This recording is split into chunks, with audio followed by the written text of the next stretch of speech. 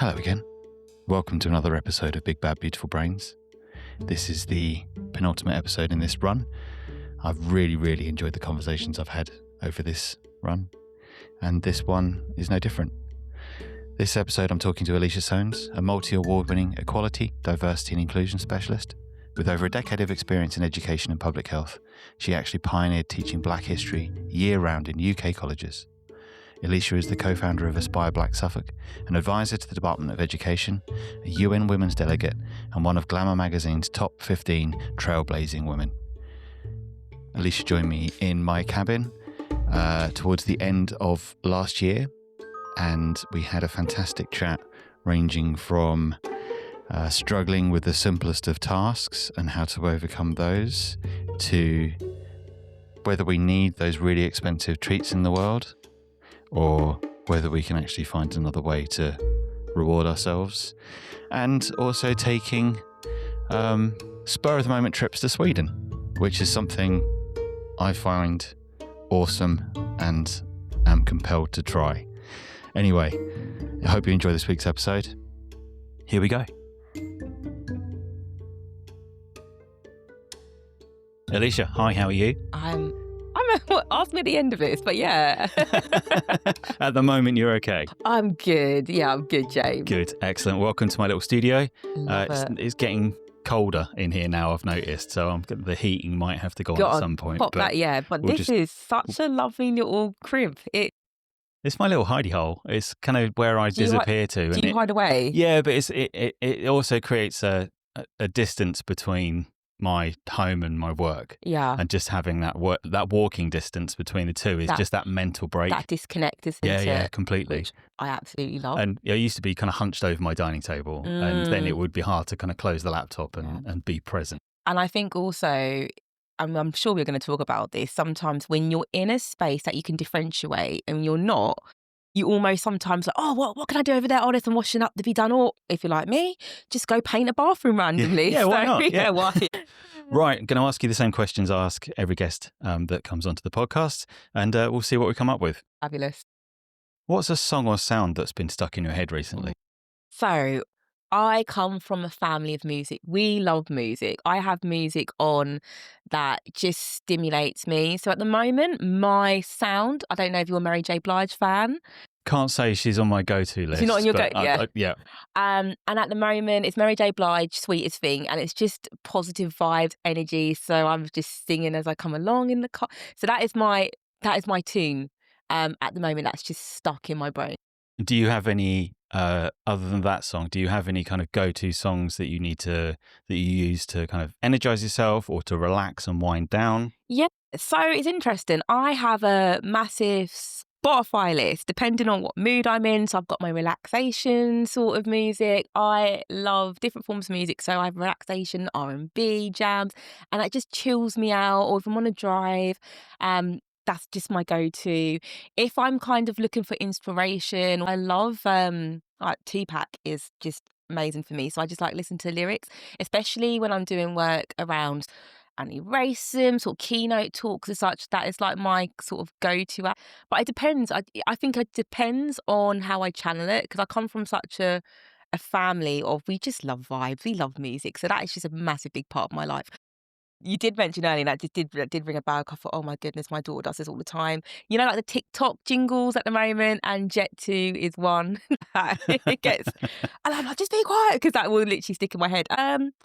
At the moment, I probably will think of one on the way later, and I'm like, oh no, there we go, that's another one. But at the moment, that is just my little soundtrack that's stuck in my brain at this moment in time today. Subject to change. Which will change. It will change tomorrow and then the day after that. So yeah. What's something you've been curious about lately? That's a really interesting question, because it changes dependent aspects daily. And one of the things that I was driving my children to school this morning, and on the way to school, my daughter said, oh, she saw a massive big BMW 4x4, and she's like, oh, I love that car, Mum. I'm going to have that car. And I was like, Okay, that's interesting. But one of the things that I don't think we talk about enough, and that's that impulse. I think I'm very impulsive sometimes. But part of that journey is stop and pausing, because we all have those dreams. We all might want to ask the universe for something, or God, whatever our backgrounds are and our belief systems. But I almost say we might ask for something, but that big ass BMW, have we made sure it's sustainable? So when the wheels go, the tyres, that's like £200 per wheel. So I almost think sometimes, do we act on that impulse because, the clickbait or other people have it? Or how do we make sure on that journey, and I think this links in as well on my own journey around finance and aspects too, is have you made sure the dream you may have we linked in that income base too? Yeah. So anyone can have it, but is it sustainable, and will you kind of get rid of it in a And couple it's of months or so? the impulse thing's an interesting thing because it's such a busy space. The world is so busy at the moment, and you can, like, the desire for instant gratification, like I need it now, I need and the dopamine rewards of kind of that around that, and also the separation between wants and needs as well. Is like, I really want it, but do I need it? Yes.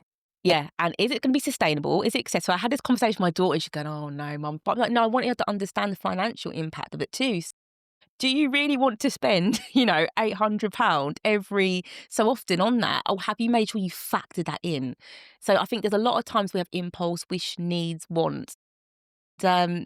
But have we factored that in? Is it that impulse, like we said before, or are we actually thinking about? And I was speaking to my husband about this, and he said, "Yeah, and sometimes you look at certain people, and I'm not being biased. He's like, they sometimes look miserable, like they've got it, and they're going, oh, and I've got to pay off with this." Yeah, the kind of the buyer's remorse. Yeah, of course, and that's just my own journey. I'm not saying it for everybody's, but I'm thinking, do we actually think? So that was something I was really thinking about. Does our impulse, how does it impact us, and are we thriving or are we surviving? Yeah. And I think that's such an important concept to think. So that's something that's just popped up in the brain today. And that kind of links into cultural intelligence as well. And I talk a lot about culturally, are we making intellectual decisions that come from a positive aspect? Or is it coming from hearing certain things, listening to our peers, social media, all these different aspects? And how do we make sure on that journey we stop, pause, and continue? So there you go. That's just a little thought. It's a really recurring theme that's coming up at the guests I'm talking to is about learning to slow down and learning to kind of really lean into the pauses and kind of query where those impulses are coming from, and actually kind of taking a moment and thinking about, do I need to take that route, or do I need to make that decision now, or can I wait? I like how you said that, because it's that pause moment. And I think sometimes we are maybe a bit frightened and fearful of that silence. What does that silence mean? And really leaning into that. So sometimes, and I'm just talking to my own personal experiences, I might not want to, but then afterwards I was like, oh, why did I not? So I'm doing it through that learning journey that we go on. So yeah, I just think it's just so important. And I know many people in my life, and I just wanted to go back to that everyone's journey and stories are so different, but they might have fabulous cars, but then their other parts of their lifestyle might be completely different. So it's about what is important to you, and how do we make sure you can make that sustainable, and also linking in around neurodiversity too. I think actually financial aspects. So it's about making sure you understand your superpower and how you can link that in, and then maybe some areas that you're not, so comfortable in, and leaning into it. If you had to describe how your brain works in 3 words, what would they be and why? I thought about this. I think I'm a problem solver. I think when things hit the fan, I'm the one usually that's very calm, relaxed, thinking, okay, it's just a strategy. How do you get from here to the end of that pathway? So some people might think I'm not so empathetic, but it's just like, well, this has happened. Boom, boom, boom. How do we get? So I'm very good, I think, in times of crisis at problem solving aspects and doing it in quite a calm and chilled way. I also think I'm quite innovative. So I don't know if that's a good thing or bad thing, but my brain, if say for example somebody tells me something, James, and I'm like, oh my goodness, that's amazing, and then 100 different ideas will come into. I'm like, you can link into that way. Have you thought about this? And I think that's almost sometimes a positive aspect, but it can also become a negative aspect too, depending on people's journeys. Selecting when to use that Mm, and where it can become. yeah. It can become. You can try and use it for everything, Mm-hmm. and your brain will just get full really quickly, Yeah, and it's like absolutely. I should have held back a little bit on when to use that. Yeah. It is a really powerful thing, but the counter side of it is it's sometimes of just saying you can come up with 1,000 ideas, and someone can kind of look at you like, I was just telling you what I was doing. I don't really need any advice. I love that, exactly, and it's learning that too, because it's because you can make people overwhelmed too, because I go, it's just so much. Like, where do I start? I was just sharing my idea. Yeah, and I was just like, well, pick one. You can take it, but it's about reining it in. But I love that you said as well that somebody's just said, I was just giving you. I didn't ask you to problem solve my whole life, Ellisha. So yeah, they're the main aspects.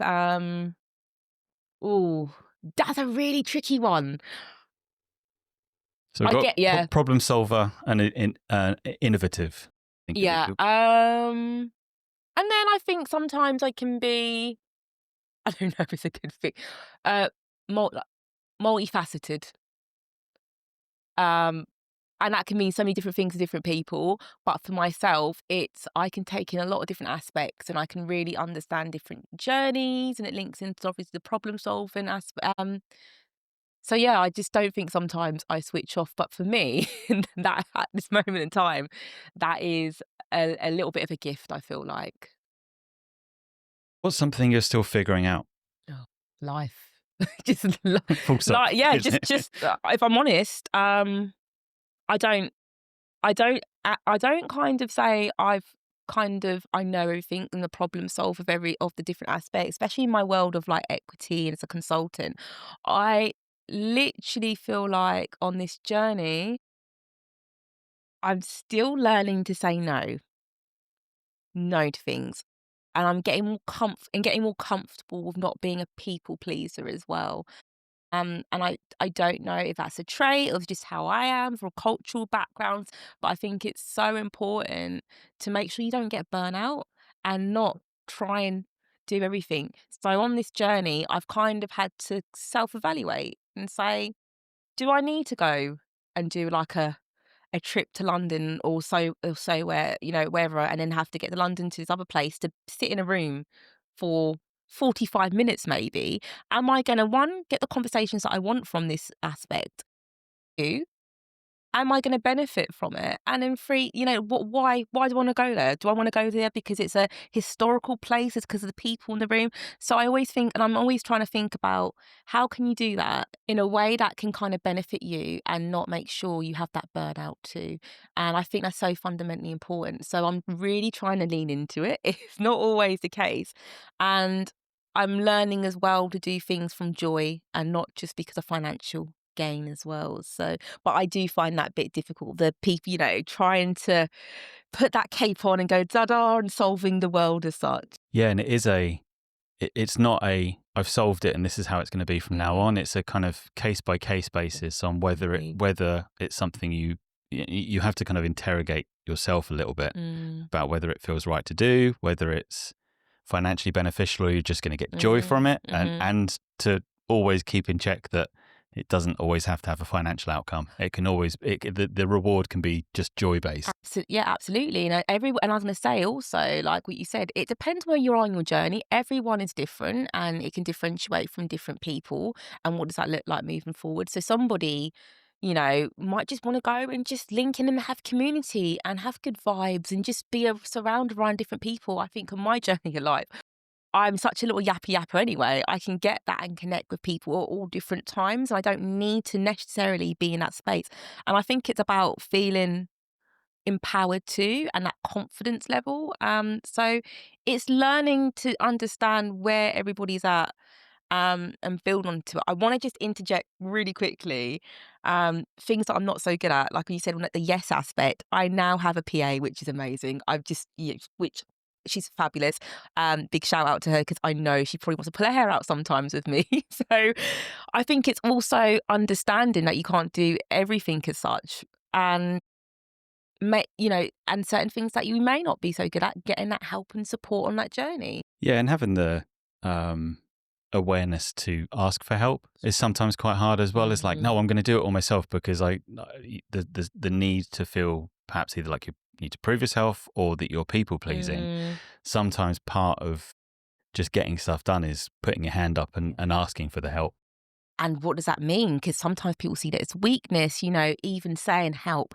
I also wanted to talk about intersexuality just for my own personal journey. I think being a woman, a Black mixed heritage woman too, and my journey and story is very much around, for me, you're a strong woman. And it's almost sometimes the language that we may use, it's almost like, what, can I not ask for help? Can I not ask for help if it's in a mental health, public health space? Can I not ask for help when it comes to linking into work? And actually, it's so important to think about some of the language we may use for people to identify ourselves, and how that can maybe link in negatively, and how we may not want to ask for help, because I've been told, oh, you're a mate, you're such a strong woman. I don't want to be strong sometimes. Sometimes I want to be able to lean on other people and say, yeah, I do need some help in these areas, different aspects.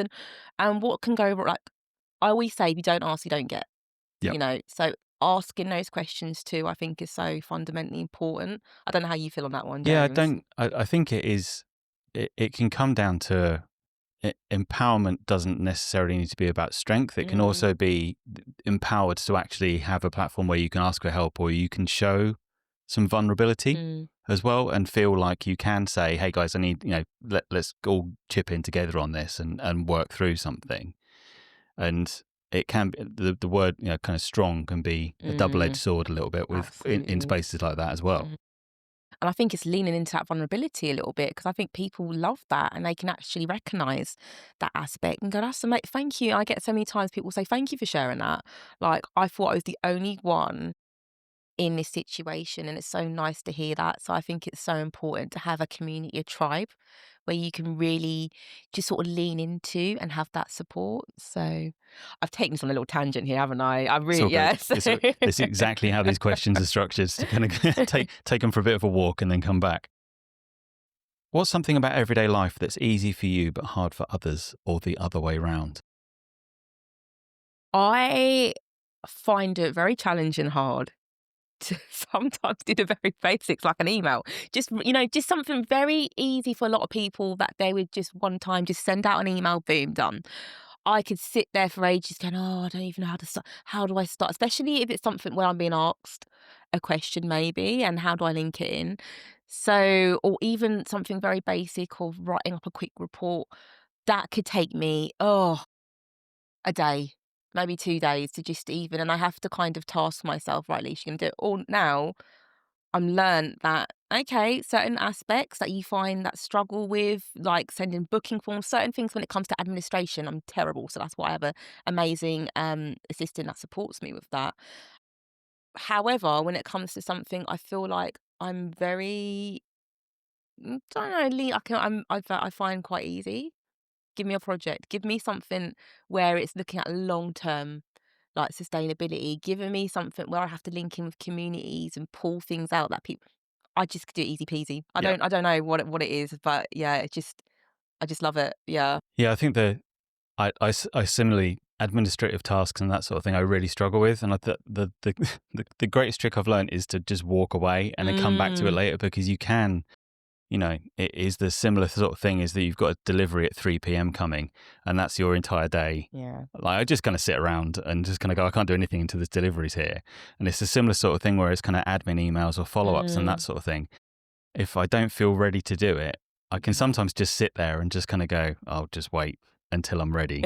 But I've actually just found is just walk away, do something else. Yeah. And when your brain's ready, it will do it. Yeah, no, I think that's a really good aspect to think about. And I don't know if you're like this, but I work really well under pressure. So a project or something that needs to be in the next day, I can get it, whack it done and get it out of the way. Yeah, the worst thing someone can say to me is no rush, because it just won't get done, because there's no there's no kind of sense of danger, and my brain will just kind of go, okay, well, there's no rush, so I won't rush. Whereas if it's like, could you just do this thing and it needs to be done quite quickly, it's like, cool, I'm on it. So do you tell your brain now that everything is a sense of you got to get it done? No, I just kind of, it's a weird disconnect, but I just kind of let my brain go, and I write a day list, and I know what I need to do that day, and I don't do it in order. I just look at the list and kind of go, okay, and then my brain goes, that's the thing, and I'll do that next. And it is a little. Someone said to me, you know, how do you plan your work? And I said, the two words I use is rigid flexibility. So I know what I need to do that day, and I've got it written down. I know what the deadline is, but I will do it in not necessarily any order until my brain goes, okay, now you're ready to send that email. Okay. Which is kind of works for me, but it took a really long time of trying lots of different methods and lots of different bits of software and all of that sort of thing. But it just turned out that I needed a pen and paper. Boom. And enough space to feel like this is my list for today. I don't add anything else to it, and we're good. But it is finding your own ways. How do you feel when you've gone through your little task list and you've got it done? How does that make you feel? Like super chuffed. I'm like, absolutely nailed it. And it is having my little green day book, which is sat on my desk here, has been completely game changing. And it's similar to one of the things one of the previous guests said about saying stuff out loud or making it real and putting it into getting it out of your head and writing it down just means you're not thinking about it in your head anymore. It's you go to that bit of paper and that's your thing you need to work through, and there's still kind of a fair amount of chaos going on in my head, but that one thing that's that task for later is on paper and elsewhere. Yeah, I like that. And I like the way that you spoke about just how you do your tasks. Like, you like to write things down. Like, my way of doing it is I do little voice notes to people. Like, if you know me, I absolutely hate email. So if I have a good connection, I will sometimes do voice notes, or I have on my phone, I have like a notes area, and I'll just have everything. Just it might be nonsense for everybody else. My PA is learning how to work on it. But I think that's just so important. Like, when we spoke about asking for help and what is things that we're not so good at, if we're in a sort of if you're kind of having some admin roles, depending on where you're at in your journey, but don't be afraid to ask for help, seeing what they can put into place for you to really help that journey, like maybe having some iPads, having certain systems in place. I was really fortunate enough when I worked in senior leadership role that I had sort of an additional assistant to look through things, and it'd be little simple things where I'll say something, write an email, and it makes perfect sense to me, but looking back 10 minutes later, it's like, what does that... Ellisha, did you not get an A in English? Like you say, like it's...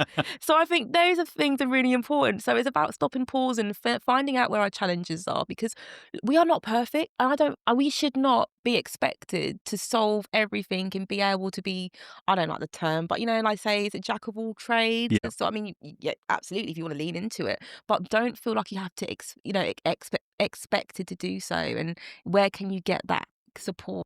Yeah, and one other thing I think is important as well is having the curiosity and the space to learn what works for you, rather than kind of, you could dive into 1,000 books or 1,000 Instagram accounts that say they specialize in task management for neurodivergent people or all that sort of thing. But you have to find out what works for you. You can't be told by anyone. You can learn from people and you can ask people for help and you can find tips and tricks, but it's your own kind of crazy mix of getting stuff done which works for you, and not kind of feeling like you have to fit into a workflow that someone else has done. Yeah, fit into somebody else's box and category as well. And I think I've learned, especially relationship-wise, if you're, neurodiverse, especially if you've got somebody that's not, I think it can be hard, because I don't know what you're like. I'll only take a certain amount of things in. If somebody's having like a long sort of waffle, I'm like, hang on. I always sometimes have to stop through it and go and just to kind of register it in my brain. Yeah.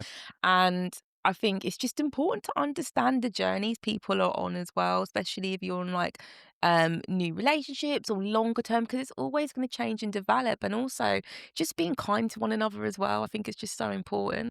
Yeah, I'm exactly the same with kind of long documents and that sort of thing as well. I'm just like, it's just a sea of words.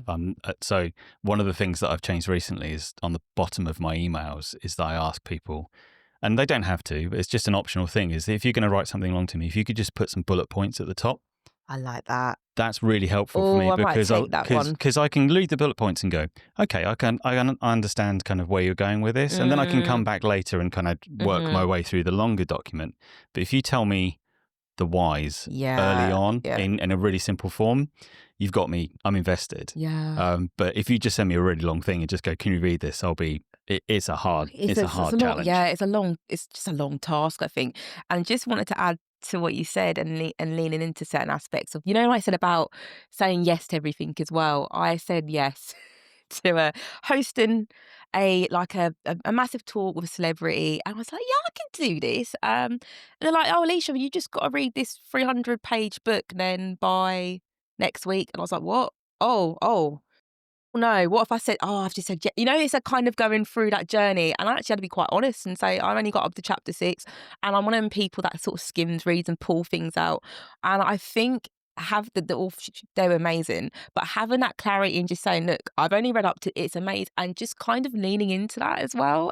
It's just I think it's so important. Yeah, I think that just goes back to the real power in kind of showing vulnerability and showing honesty and going with it a little bit, because the worst thing you could do is kind of go, read it all, loved it, and then they bring up something in chapter 7 and you're like, I have no idea what. And I was like, I'm not doing that. And I think the production team was like, I was like, no, I'm gonna be very honest, and they absolutely appreciated it, loved that, and actually it became a really good interview because of sort of aspects and built onto it. So yeah, I just wanted to add that is just making sure, just being honest. So I'm really going to I'm going to lean on to what you just and just take that and use it in my own work. So thank you for that, James. No worries. Have you found any approaches that make the world work better for you?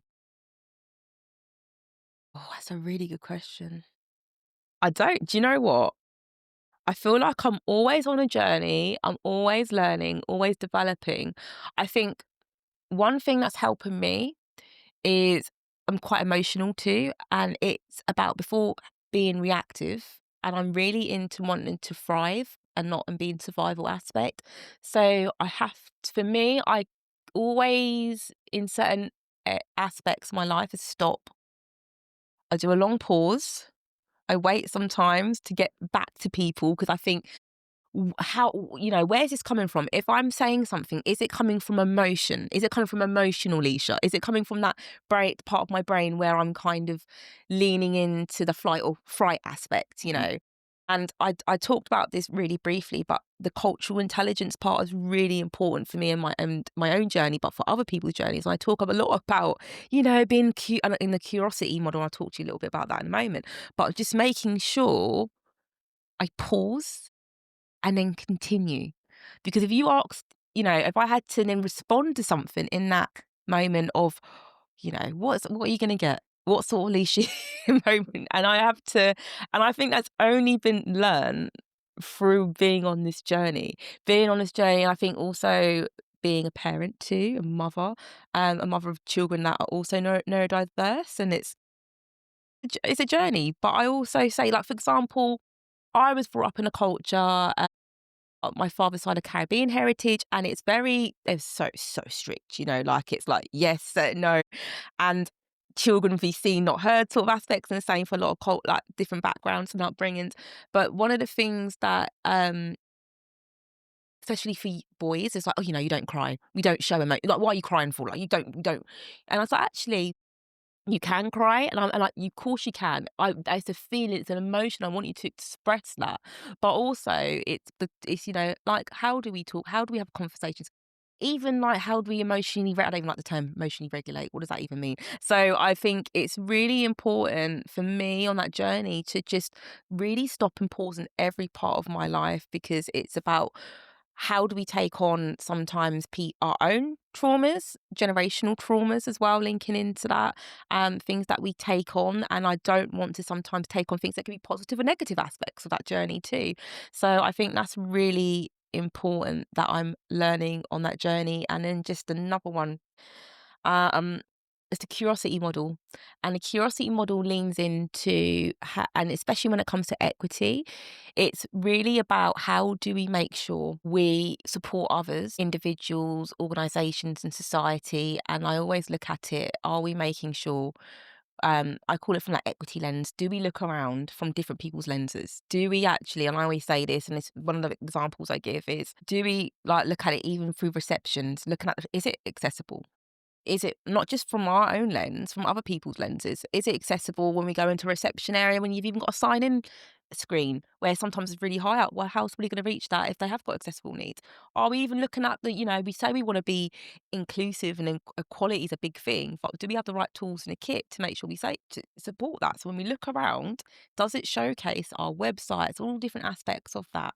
What inclusivity really looks like. And I think that's really important. So the curiosity model is something that I really try to make sure in everything that I do is linked in. It's hard. It can be challenging. I'm not saying I do it, but I really try to make sure I lean very much into it and check myself as well. I think part of that journey is depend on everyone's fields and what they're doing. You can get a lot of, I call them the fan people, the hype people that will hype you up all the time, and nothing you can do could be wrong. It's their fault. Oh, it's their fault, Oh, that was, oh gosh, no, actually, no, part of that journey is making sure you've got people around you that can check you. So what does that look like? We'll go, actually, I think that was a bit, so having that space as well to be able to link that in. And I think that really is important when we think about that stop and pause moment and how do we continue. And that also links into the curiosity model.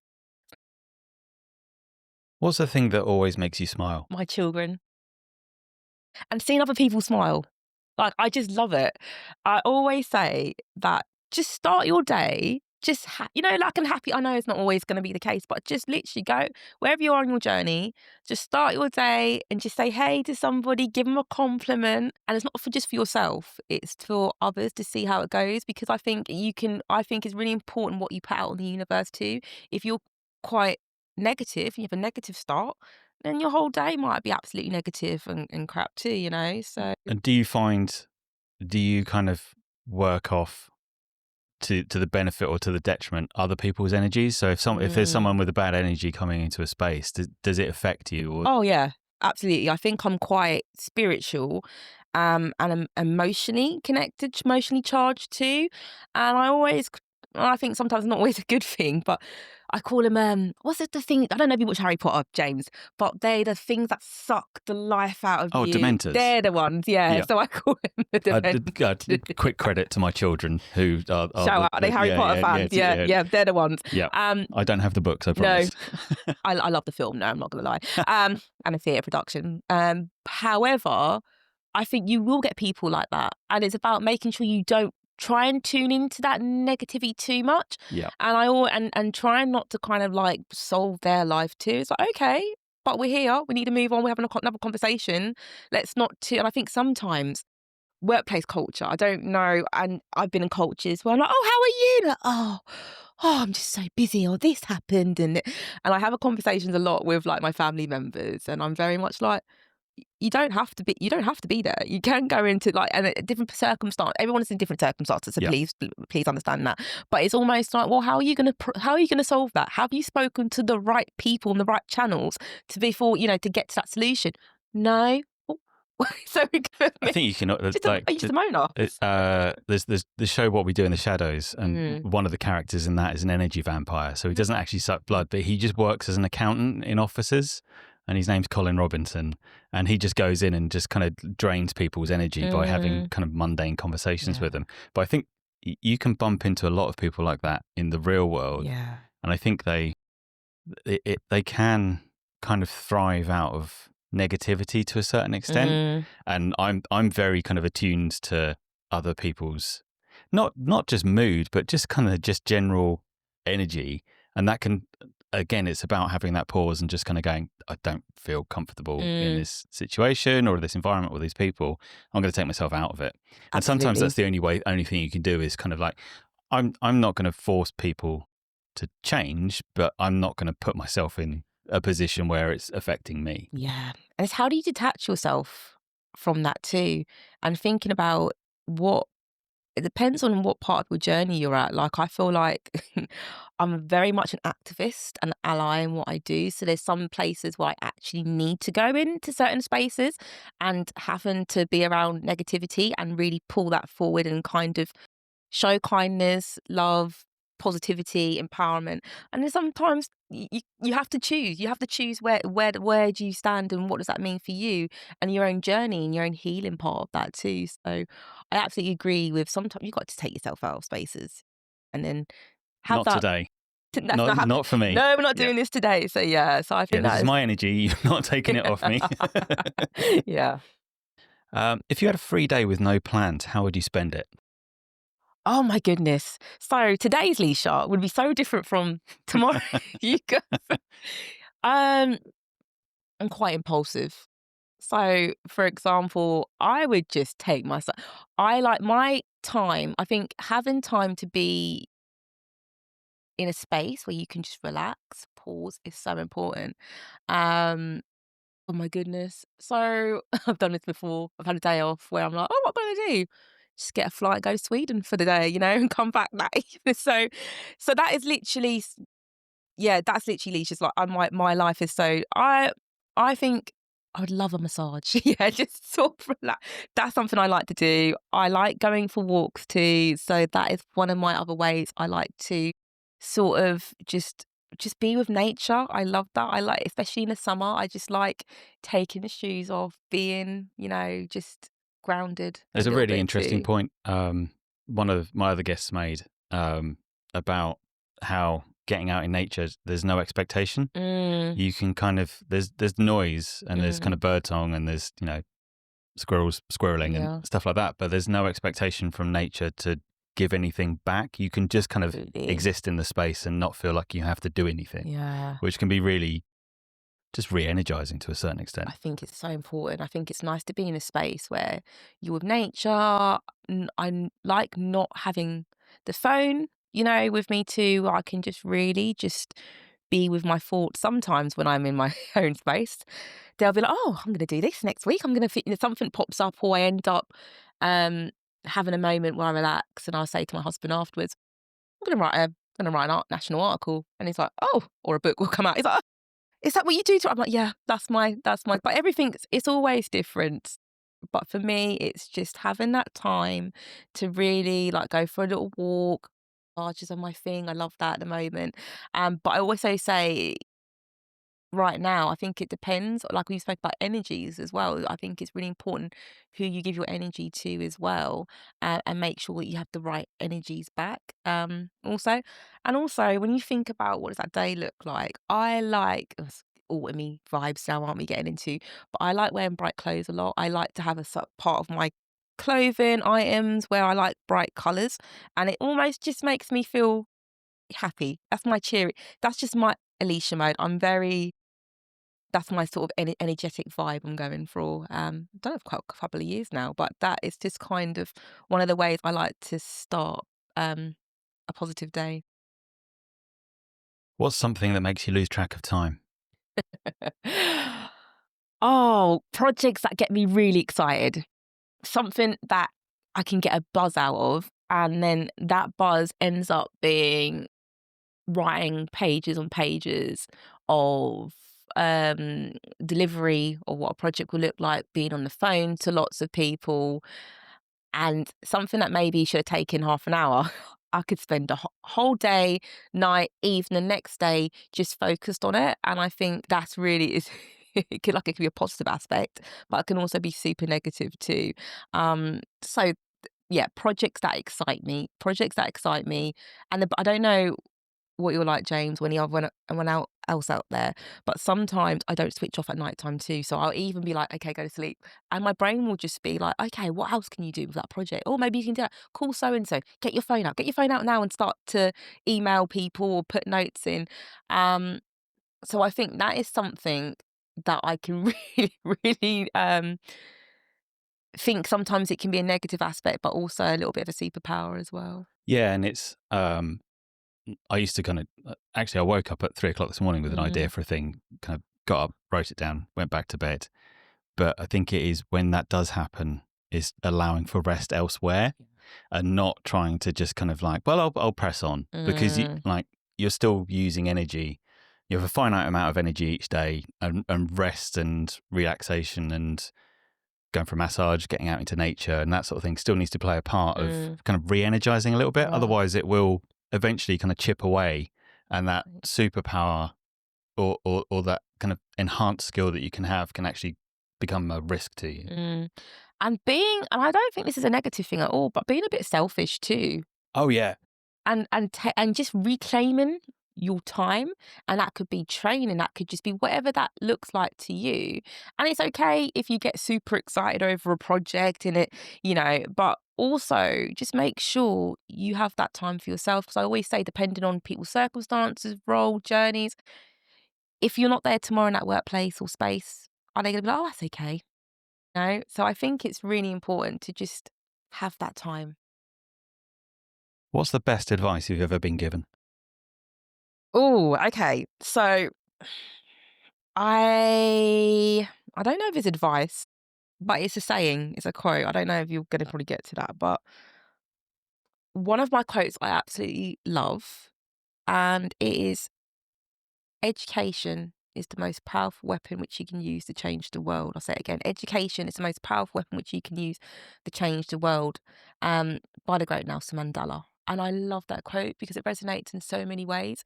I think without educating, we almost sometimes put our biases, our links onto people, either positively or negatively. But the way we can change that is educating ourselves through, through when it comes into sort of further education, higher education, schooling aspect, through speaking to different people, understanding everybody is different and that we're not manufactured to be the same. And I think the way we do that is asking questions, challenging the status quos, reflecting on our own biases as such. And I love that quote because it gets me to think about it in so many different ways and formats, and the protected characteristics, and that it's not so straightforward, and we can be so fabulous and amazing in that intersectionality part of it. And that quote really resonates with me, with what we do, not just on a day-to-day basis, but what does that look like in the structure of the world? What does that look like in our government? Are we doing that? Are we having those moments of educating, or are we doing it because we are in that state of consciousness where we are just flight or fright sensation? Yeah, and I think that ties back to curiosity, and the having spaces where people feel comfortable asking questions. Because sometimes people can be curious about something, but actually feel like it's not the space or the time, or I'm going to get judged for asking a question. But as far as I'm concerned, there's no stupid questions. And it's the only way you can find out about stuff. And things like marginalization, whether it's race or gender or neurotype, comes from a lack of understanding and not knowing the why. And I think there's, one of the great things, there's a quote about curiosity by Eleanor Roosevelt, which is at the top of my stairs, which come down every morning and you can read it. And it's the greatest gift I'd give a child would be curiosity. Because I think there's just having and you kind of have it, curiosity kind of taught out of you a little bit when you're younger, is kind of don't ask questions, don't ask why. And I've been called a toddler in the past. I look nothing like a toddler, but it is just that I ask why a lot, and it's not coming from a place of defiance or disruption. It's just the desire to understand. I like that. I like asking the what, the why. How do we get uncomfortable getting comfortable? And I get told off a lot because I'll be training with something and I'm like, well, why do we need to do it this way? Why can't we do it that way? And I get like that look, like, just do it anyway. Yeah, just because it is. And it's like, but why? But I need to understand so I can make sure if my body's moving a certain way that I do it correctly, because it's the understanding. And I think we're not robots.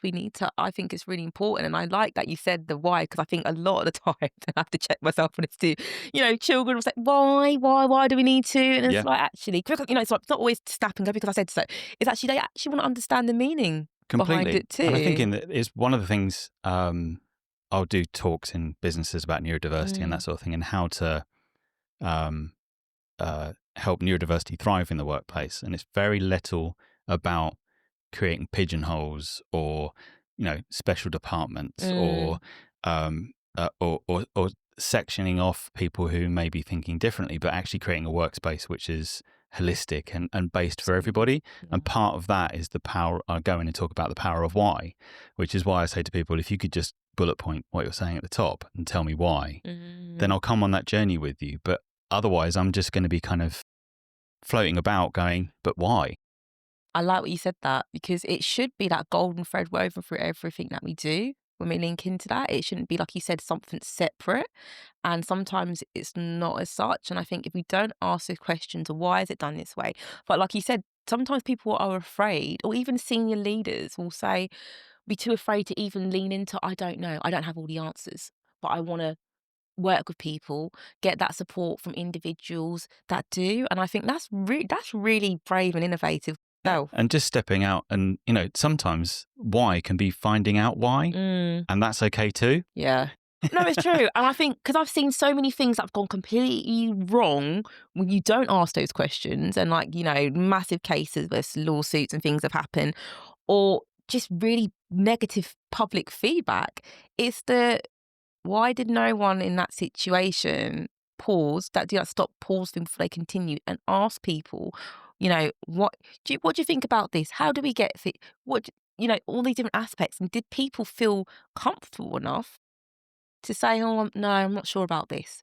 Or do we wait for things to get on the shop floor, for example, I call it, and then when things hit the fan, oh, and then they go back? And I think that's sometimes what we need to do. A lot of things come from not the prevention model. It's when things happen and go horrifically wrong, that is when everybody comes together and tries to work. And it's like, well, actually, if we thought about this, and this is part of the process from the very beginning, we wouldn't be in a situation now. So What's something you're excited to learn or try in the future?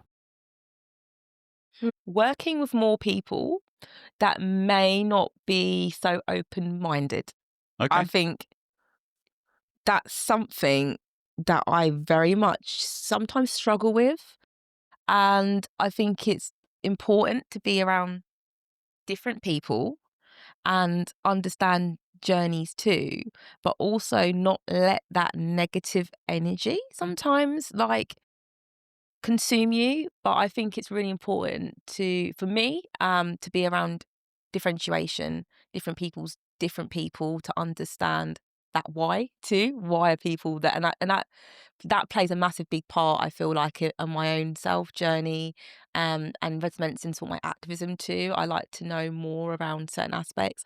Um, and I'm just excited to travel more. I'm excited to go away and be a bit more selfish and do things like go Sweden every couple of months, or um, go places that I'm not necessarily maybe comfortable in, but it's learning how to adapt around that. So, for example, I'll quickly give you James. I love sunshine. I love it, but my body doesn't. So I come up with heat rash, like literally a little bit of summer. It's really hot. I'll get really bad heat rash. It's like a medical condition. Um, but I don't want that to stop me. I don't want that. It's about what strategies you can put into place, what sort of things you can do to kind of help that. Because I think sometimes when you let certain aspects affect you, you then kind of hope, oh, I can't do that. Yeah, we can. There's always a way. How do we work around that? How do we work around that no and build onto it? So that excites me a lot at the moment, just to get out my comfort zone. What's one thing you'd like listeners to take away from this conversation? Be your true authentic self. Find that space for you, that sense of what does belonging look like for you. Don't ever be fearful of asking questions. If you don't ask, you don't get. I think that's so fundamentally important to really kind of lean into it, because I always say this when it comes to the end of our sort of life. So, I always say to people, I always think it's so important to go, did you do everything that you wanted to do? Did you challenge that? Because I don't, how we sometimes go, oh, I wish I did this. The only biggest enemy is ourselves. And it's about how do we work on that journey and feel the fear and do it anyway and build onto it. So it's all right if you didn't do it yesterday. What are you doing today? How can we continue to build onto that? And find your beautiful tribe. There's going to be some amazing, fabulous people in your own communities, in person, online, that will really support you. So don't feel like you're on this journey on your own. What's next for you? Well, I goodness, that's a very good question. If when you say next, to me, that means future. Like, what am I doing in my future? And I'm writing a book, projects, lots of different aspects. But what am I going to do literally after I finish this podcast? I am going to go and get myself a little coffee, and I'm going to go and have some meetings. And because I'm a people pleaser, I'm going to go to my son's school and give them lots of Black History interactive stuff so they can look at. But yeah, I'm really excited about this year and this upcoming year on working with more people and just really enjoying that journey of what does equity look like. Awesome. Thanks, Ellisha. You're welcome.